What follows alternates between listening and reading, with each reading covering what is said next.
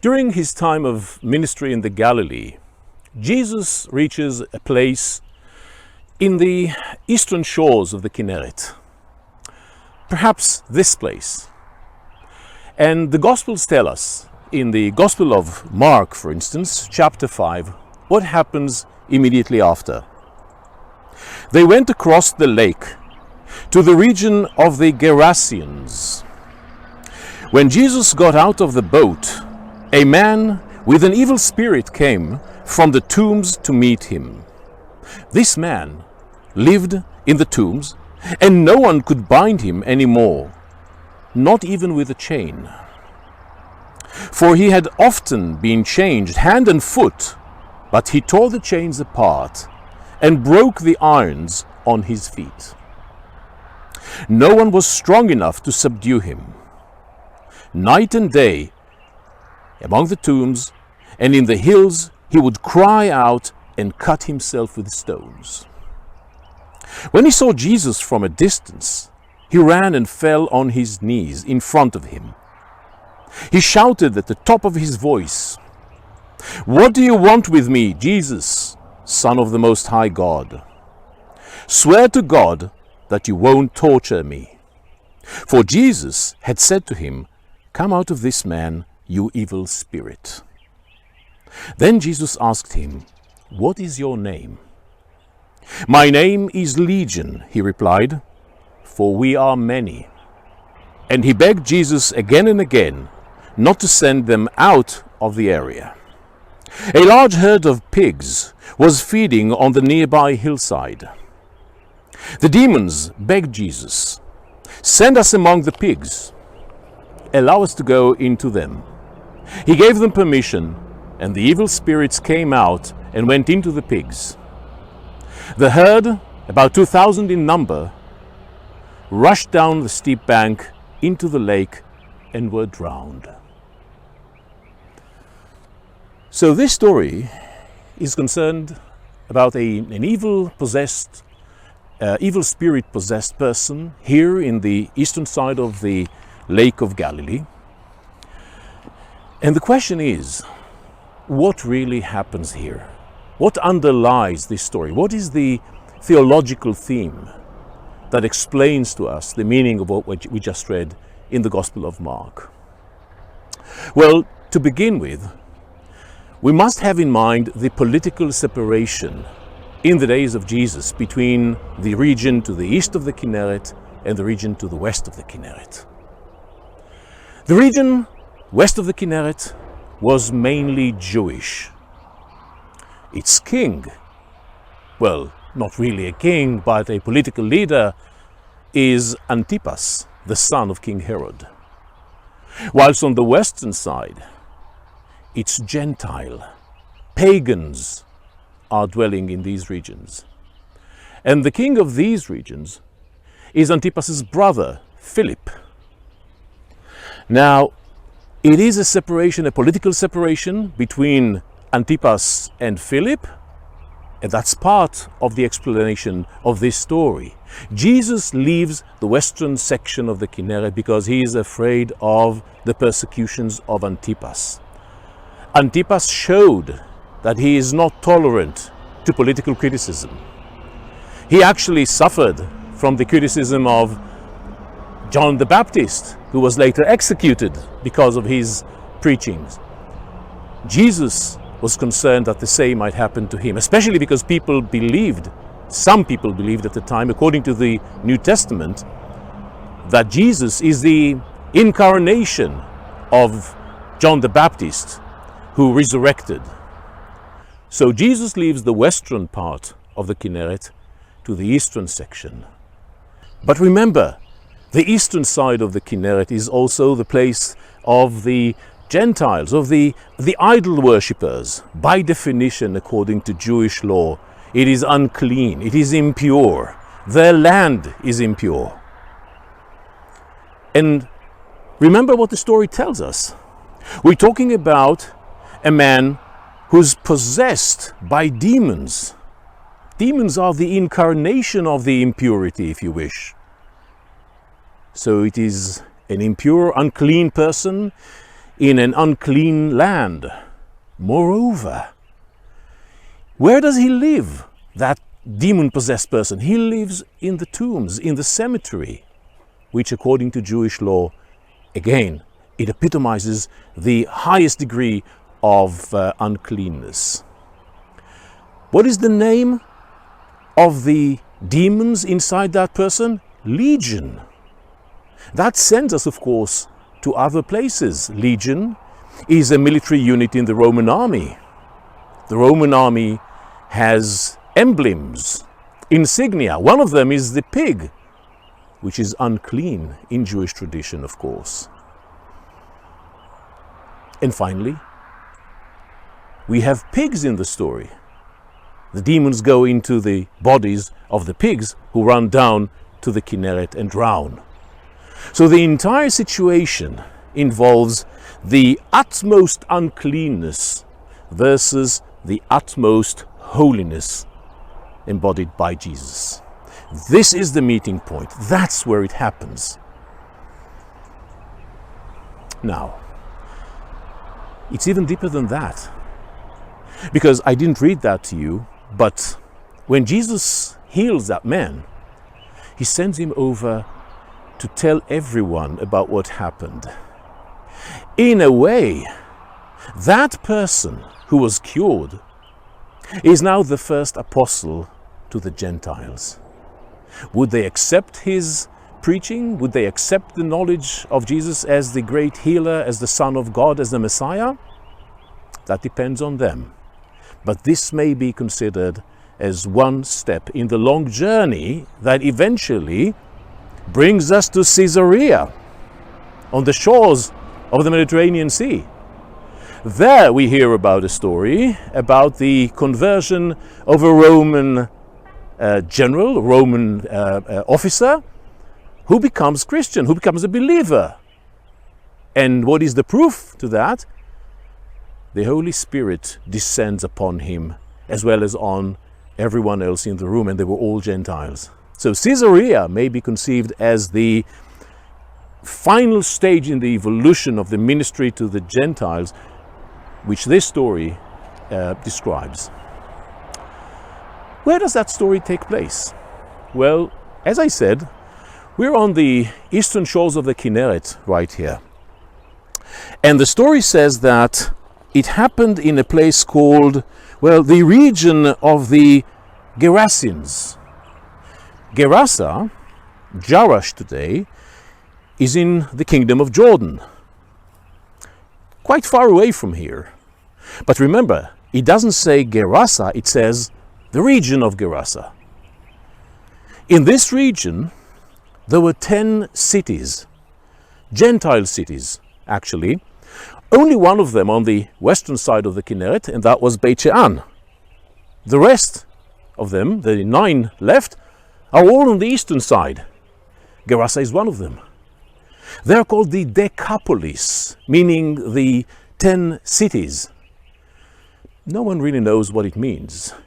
10 cities that had some allegiance, perhaps? Economic ties, perhaps? We don't really know. But they're known as the Decapolis. So we are facing the region of the Decapolis, and we are in the area, in the territory, perhaps known as Gerasa. Why is that important? Well, perhaps because we're in a place named KURSI today. KURSI in Arabic, it's an Arabic name, means a chair. What kind of chair? Well, we don't know. But as it happens so many times, it seems that the name KURSI could be perhaps a corruption of an earlier biblical name. Maybe a corruption of Gerasa or Gerasa. Gerasa, KURSI, you can hear the sound. It sounds plausible. So, could this place be the site where the event, where this story about the healing of the demon-possessed person happened? Let's investigate.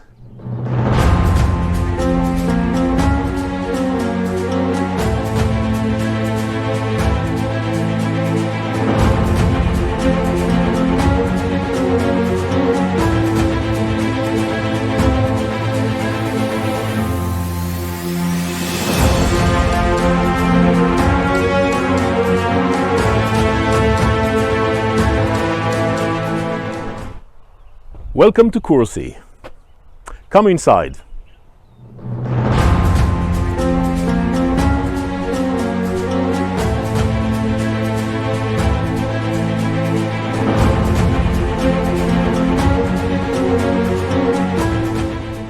Well, it does look quite impressive, doesn't it? You're looking at the remains of a large church. That church, apparently, is not just a church. It is surrounded by buildings that you cannot see at the moment, but some of them were excavated. We're inside a large monastery from the Byzantine era. Now, that site is actually the newest and the latest holy Christian site in the vicinity of the Kinneret. It was only discovered after the Six-Day War. Until the Six-Day War, the war between Israel and the Arabs in 1967, a war in which Israel managed to defeat the Arab armies within 6 days. That's why it's called the Six-Day War. Immediately after that war, a road was constructed on the eastern shores of the Kinneret. Now, when they began work, they stumbled upon this archaeological site, which was until then unknown. It was suggested that this site, KURSI, as it is known in Arabic, is actually the place where the miracle of the healing of the demon-possessed person happened. As a result, of course, it was preserved by Israel and turned into a national park. The road was actually constructed somewhere else, not too far. So what do we see here? It's a typical Byzantine era church. We are now inside the main courtyard of the church. In professional terminology, we call it atrium, an open courtyard, usually surrounded by pillars, open to the sky. This is where people gather before going into the church. This atrium also has 2 openings here leading to an underground cistern. Usually we have that in churches because many people attend the church, they need to drink, and of course the rituals, the rites taking place in these churches also demanded water. So this is the atrium, and now I'd like to take you even further, not yet into the church, but immediately at the entrance. This is a narrow chamber. As you can see, it's quite narrow, long, and the entrance to the church is to my left. What is the purpose of this narrow chamber? Well, first of all, it's called a narthex. A narthex is an elongated, narrow hall, and it faces the church. Now, in antiquity, in the Byzantine era, when people converted to Christianity, masses of people converted to Christianity, most of them did that when they were already adults, not just as babies. So a pagan who becomes a Christian, of course, can't just go into the bath and dip himself and become a Christian. Obviously, it's much more than that. He has to learn, to study a lot. So there was a period of studying in which he was not a pagan any longer, but he was not a Christian yet. It's an intermediary phase. So how do these people worship? Do they go to the church or perhaps to their old pagan temple? Well, they would come here. They would be standing here in the narthex, looking at the worship, at the rites inside the church, but they were not allowed to go in. So this is for that purpose. These people are known as catechumens, meaning those who are not yet fully fledged Christians, if you like. Let's go into the church itself.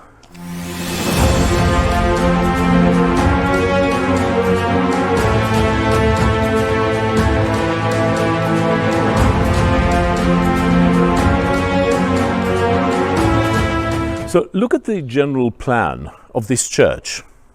You can clearly see it is divided into three main parts, or three main halls, parallel to each other, and they're separated by these pillars. So we have a row of pillars here.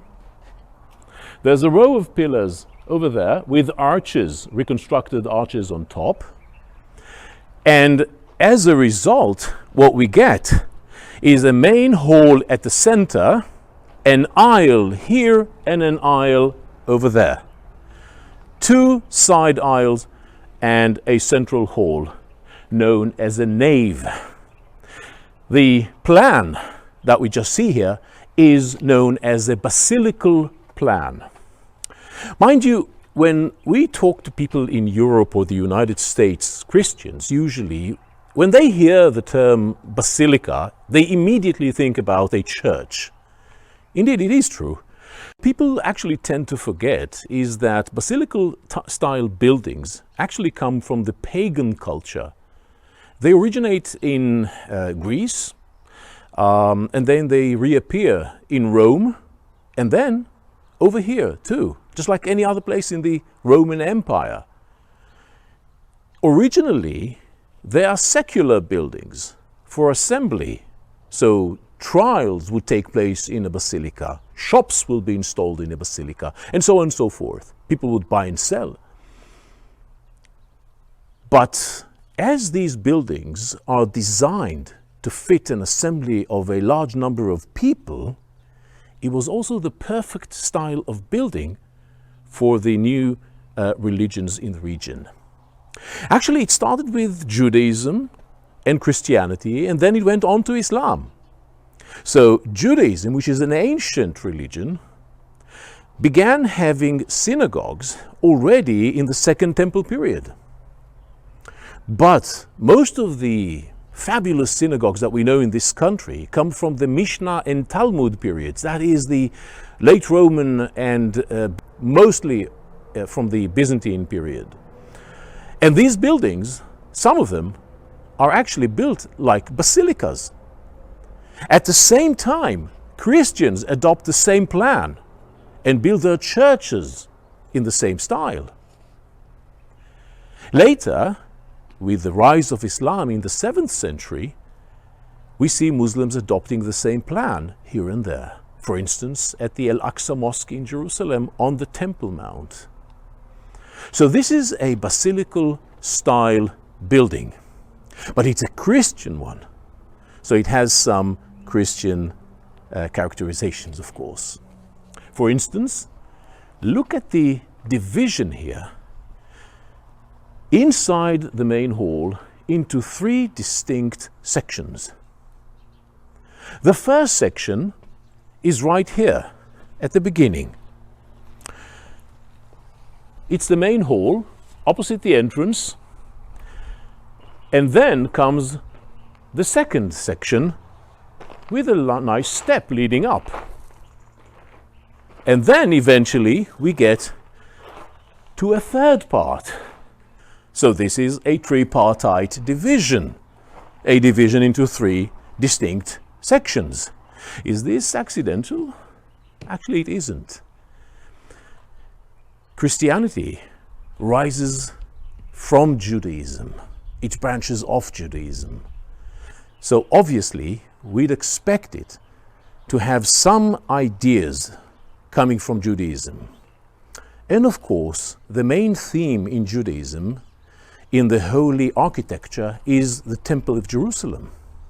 And in the Temple in Jerusalem, there was exactly the same tripartite division.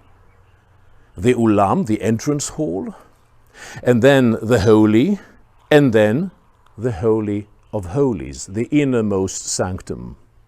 That's exactly what we see here.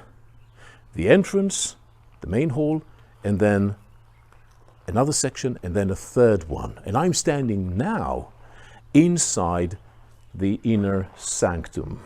And in this inner sanctum, we can clearly see the round semicircle wall.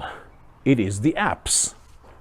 The apse faces east, usually in Christianity, but in the Holy Land we have several examples of apses that do not face east. In each and every such case, there's a local explanation for that. Here, it faces east. We see a nice round bench for the elderly or the priests, perhaps. And right here, next to me, I'm standing next to the altar. Now that sounds very extreme. An altar, 1,500 years old, made of wood? Impossible. Indeed, you're right, it is impossible. It's not an original altar. It's a nice reconstruction put here by the national authorities. So there's an altar, there used to be an altar, and underneath the altar, something amazing. Look at this. There's a stone box. It's now filled partially by little stones, but you can see the outlines. In here, judging by what we know in other churches, better preserved, in here there must have been the relics of a saint, perhaps. Holy bones of a saint, or perhaps some other holy artifact, immediately under the altar. To make sure that people do not pass from that side to the inner sanctum, there would be a wall here. Now, you don't see that wall, but you can see these marble pillars with a groove here. So imagine these marble pillars standing, facing this direction, and here's another one, and there was another one and another one, and in between them, pieces of marble, creating a kind of a low barrier. Only the priests would be allowed to go into this barrier, beyond this barrier.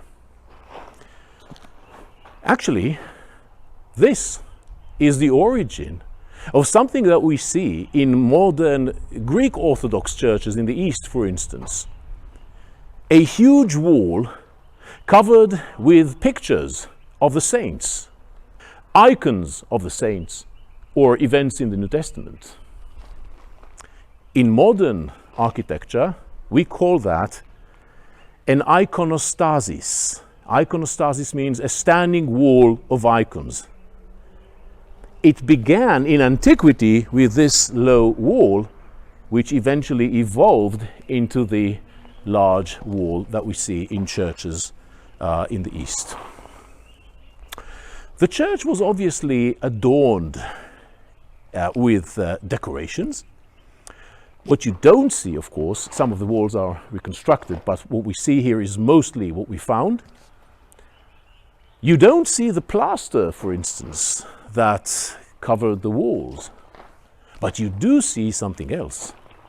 What you do see is the beautiful mosaic decoration on the floor. Let's take a look at that.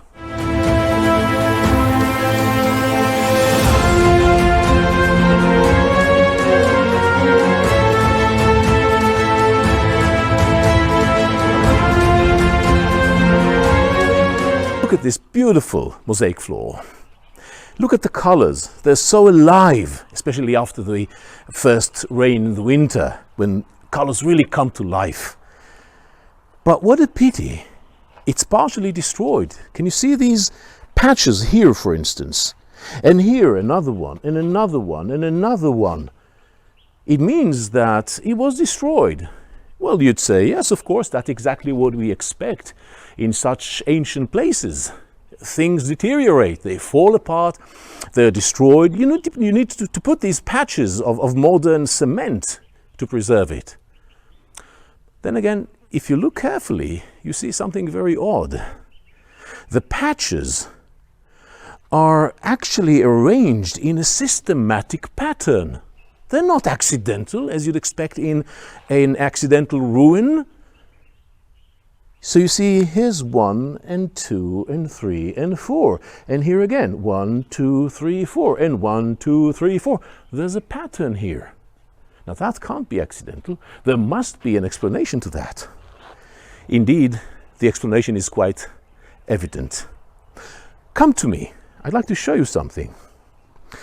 Look, for instance, at this specific patch here. If you look carefully, you can see that there's something here, a bird's head. And here are its wings. And here's the tail. And once you notice that, you notice another one here. Feet are over there. And here's the beak here. And then again, of course, you get the idea. Here's another one and another one. All of these patches once used to be birds. Now, birds are to be expected in Christian art in the Byzantine era and later, of course. Birds usually symbolize the soul. But why would anyone destroy just the birds and leave out these marvelous baskets, for instance? Something's wrong with the birds, probably. But Christians built this church intentionally with birds. So obviously it's not the Christians who destroy the birds. Who could do it? We believe that this has to do with what happened in the Holy Land in the 7th century. In the 7th century AD, the Holy Land was occupied by the rising Muslim Empire. In 638, Jerusalem was taken by the Muslims. And all the country, a couple of years later, was owned by them, as well as Egypt and Syria and Lebanon and Iraq. It was a huge empire. And when they take over these areas that have Christian monasteries, they look at these monasteries, at the decorations, and what they see they don't like.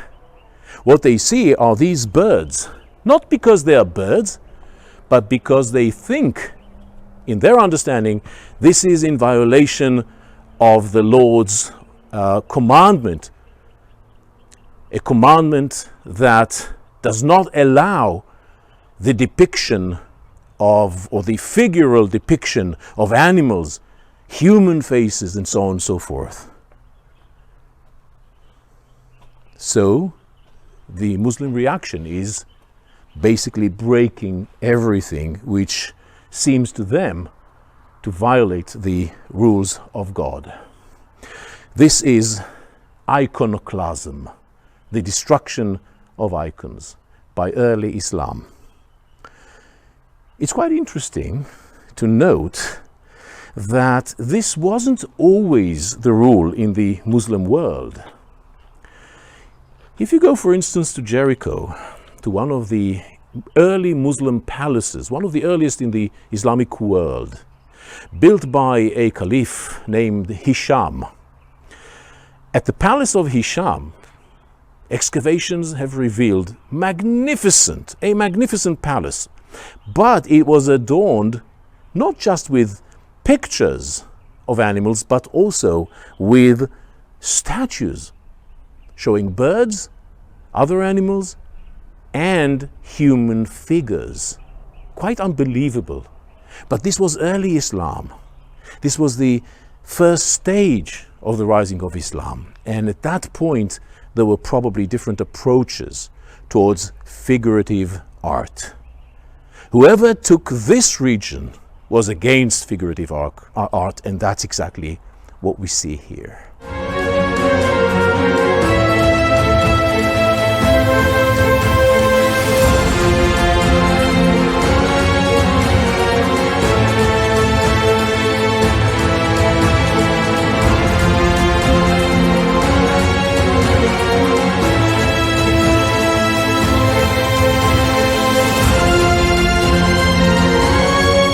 Great!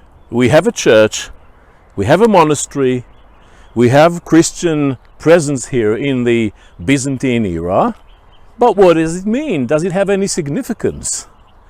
Well, to tell you the truth, in some cases in this country where you find a church, it means it was holy for the Byzantines for some reason. They believe that some event happened there, reported in the New Testament, and here it is. But not in all cases. Many monasteries are just based somewhere in a desolate location where the monks won't be interrupted by the life of the city, and that's it. And obviously they have a church because they need a place to worship.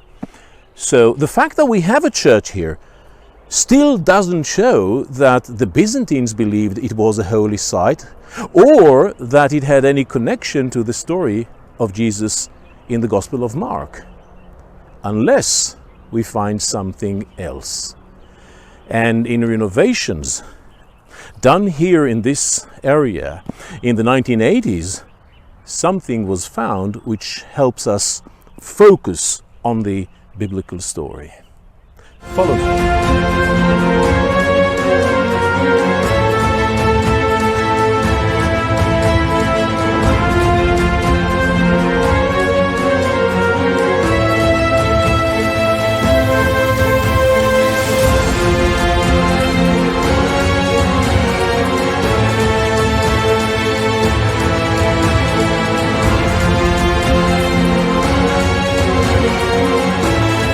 And here I am, inside a tiny chapel located southeast of the main monastery and church that we just seen. And the question is, what is this place? Obviously, this is not a place for a congregation. That's why we have the church. This is definitely to commemorate something. It has some peculiar importance. It must have. It is on a high position. You can see it from everywhere in the vicinity of the monastery and the surrounding area, and it overlooks the Kinneret. So that demands an explanation. And a possible explanation would be that maybe this chapel is dedicated to the story of the healing of the demon-possessed person in the region. The other question would be, of course,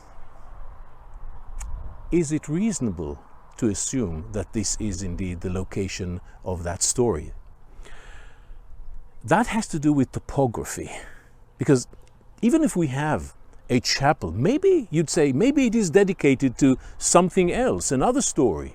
Maybe the Byzantines who built this chapel believed that something else happened here, not necessarily the story of the healing of the demon-possessed person. It is a possibility, but actually we don't have an alternative. Moreover, remember the story. The story tells about a location on a steep slope next to the Kinneret, where a herd of pigs can run directly along that slope into the water and drown. Look around you, and then look to the west, to the Kinneret. It's not too far. Actually, today it's a bit far, but remember, in antiquity, thousands of years ago, definitely 1,500 years ago and 2,000 years ago, the level of the Kinneret was much higher, a couple of meters higher than it is today. We have proofs from that coming from excavations in other sites. And therefore, you must imagine the Kinneret being much, much closer to this location, and this steep slope, as I said, leads directly into the Kinneret. So this is something unique. This is something you don't see in any other location around the Kinneret, on the eastern side of the Kinneret.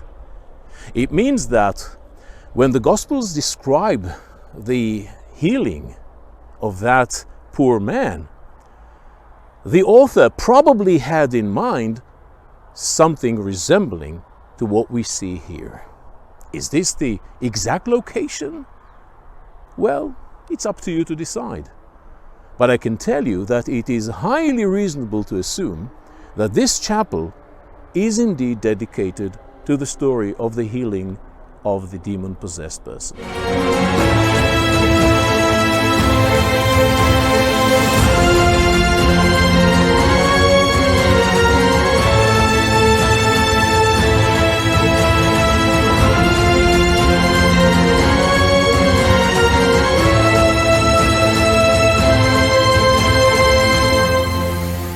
So basically, we're finished here at KURSI. That doesn't mean we've exhausted everything we can tell. There's lots more to see. Inscriptions inside the church, a mass grave in the crypt under the church, and much, much more. But perhaps it's a good idea to stop here. Let us continue our journey, and I do invite you to come and see it in your own eyes once you can.